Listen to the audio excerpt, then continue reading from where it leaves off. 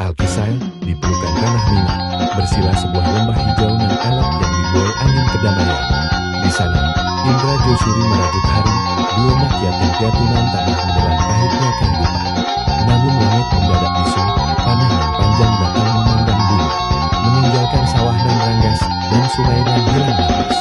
Dalam gamang nan mengepung nagari, kedua saudara ini melangkah mengejar jejak ayah.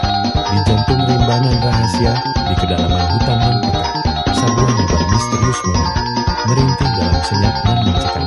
Satiko itu, jagat berguncang, tanah tabala, memuntahkan amuk ayat pelipur dahaga nan berubah menjadi petaka.